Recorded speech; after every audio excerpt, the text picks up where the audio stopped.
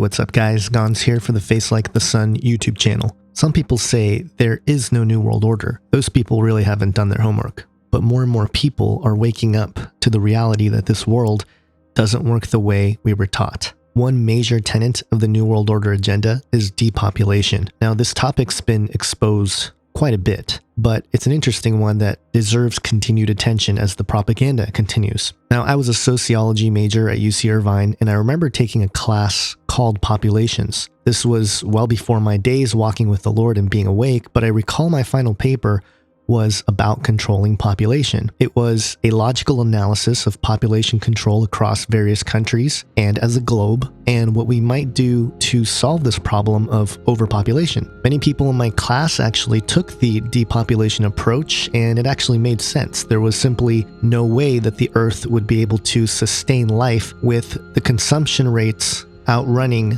the production rates if the trends continued. My solution at the time wasn't any better as a naive college student. It was basically to take third world nations out of their home countries or, wherever they're impoverished and bring them to rural lands waiting to be cultivated across the world. Now, I did some analysis and found that there's plenty of land in the world to sustain population growth, but what I didn't realize was the overall absurdity of this plan, as it would essentially be telling these nations of people to move out and bring them to where? Just random places that are ready for cultivation and city building? I mean, who would pay for it? Would they even want to leave their land? So it was an absurd thing, but give me a break, I was in college. My alternative solution was what everyone preached in this class, which was a decisive decision to reduce population, encourage some form of birth control. And there were even people that mentioned bringing up a kind of system where people would only be able to have children after a certain age. And if someone got pregnant before a certain age, that child would be either aborted or brought into adoption. But I even remember at the time thinking, man, this is really cruel thinking.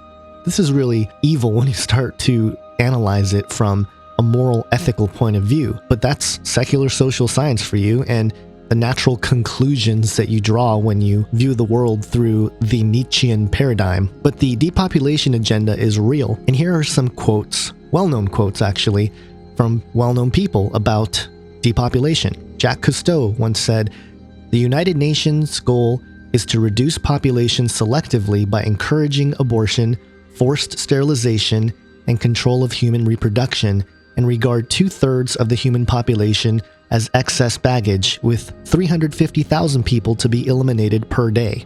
End quote. David Brower, executive director of the Sierra Club, said, quote, "Childbearing should be a punishable crime against society unless the parents hold a government license.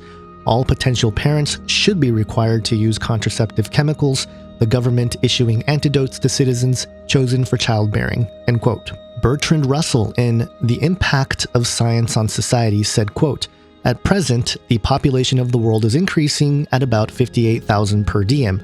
War so far has had no great effect on this increase, which continued throughout each of the world wars.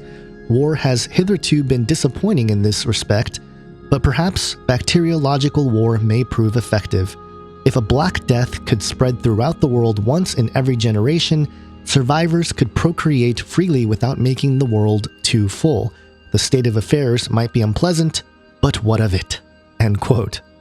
CNN founder and supporter of the UN, Ted Turner, once said, quote, "A population of 250 to 300 million people, a 95% decline from present levels, would be ideal."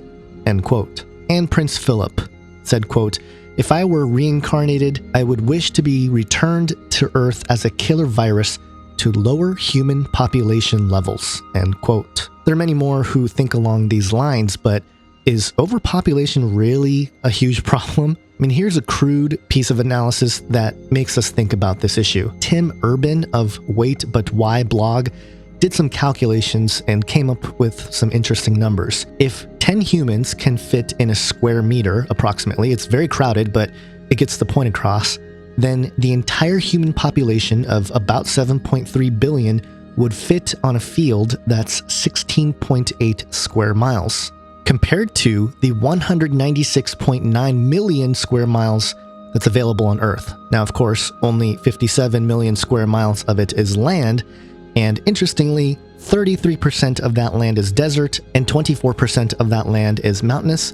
So if we take out the uninhabitable total of 57%, we get about 24.5 million square miles of land that is habitable on Earth. Now, if we divide this number of inhabitable land by 16.8 square miles, we get about 1,428,571 habitable square miles per square mile of a population. Now, the experiment showed that there was about 26 million people per square mile if there were 10 people per square meter. So if we took that number of about 1.5 million habitable square miles and divided it by the 26 million people, each person would end up with about half a square mile. Now, it does feel a little crowded, but owning half a square mile of land per person would suffice for most of us. It's certainly a lot more than I own, which is 0. So it would be Edenic in a sense.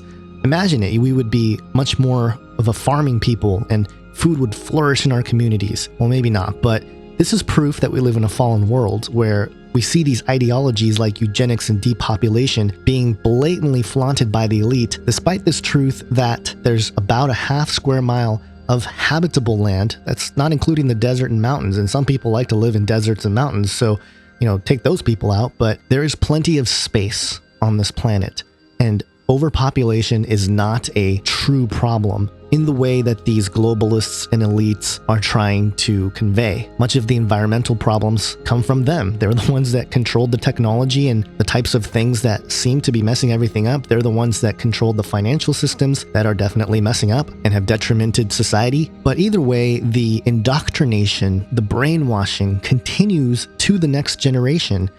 And it's remarkable to see the kind of programming of the young minds of young children that's going on. Now, this is why I decided to make a video on this. The Disney Channel is one of those outlets that really pushes the globalist elite agenda, the New World Order. And taking into account everything we just went through here, watch this clip from a show called KC Undercover, which is a show about a family of spies. Check it out. Okay, for your next assignment, you will be pairing off as married couples. You'll be learning to balance a budget, raise a family, and get through important life events. So, everybody pick a partner. Hey, dear. Hey, dear.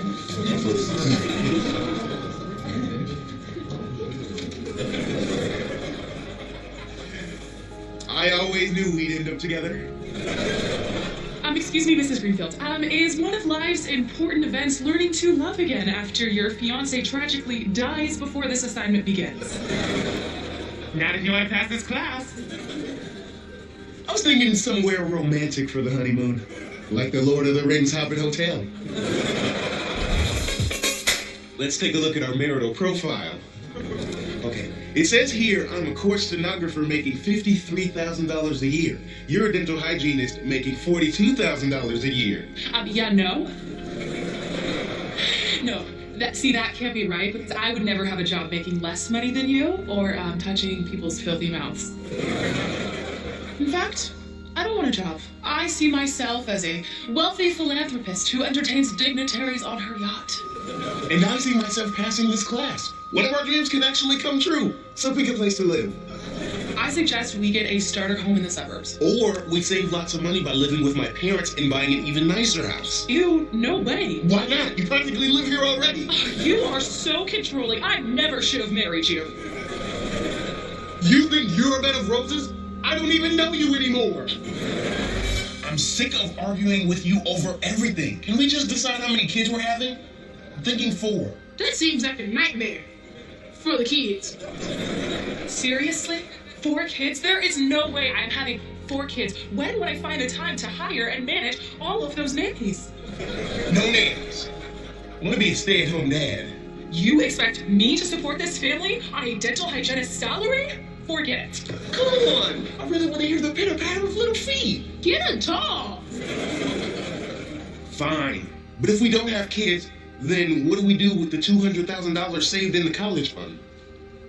We saved $200,000? We're millionaires. Yeah, I don't think you're going to have to worry about your kids going to college. So as you can see, my husband, Ernest, a very well-respected court stenographer, and I have decided not to have any children. And that dramatically increased our disposable income. I can now afford a fancy sports car. And we purchased a second home, a ski house in Vermont. That way we never have to actually see each other. Which makes me think this marriage can last forever. But you didn't do the assignment. You were supposed to balance a budget for a family. This isn't the oldie days, Mrs. Greenfield. Right. You can be a family without having any kids. Welcome to 2016. Well, I guess you guys kind of do make a point. All right, I'm giving Marisa and Ernie an A. You know, we make a really good team, Mrs. Cooper. Nah. I don't even think I need to break this down. I think it's pretty obvious. All the nuances of indoctrinating young people into these ideologies. The reality is, the good Lord told us to be fruitful and multiply, and for us to love God and love other people. And if we can follow those really basic principles, the world will be fine. But there is a heart issue. There's something in the human soul that has been corrupted, and that's why we are in the state that we are in now. And we've been freed of this already, and that was through the death and resurrection of Jesus Christ. And there's an ultimate fulfillment of that plan coming. But until then, we have to occupy in this fallen state. But the good news is that it's already been resolved. And that's what the whole gospel message is about. It's the good news. So we don't need to worry about overpopulation if every single one of us simply loved God and love our neighbor. Then I think things will be all right. Have an awesome day, guys. God bless.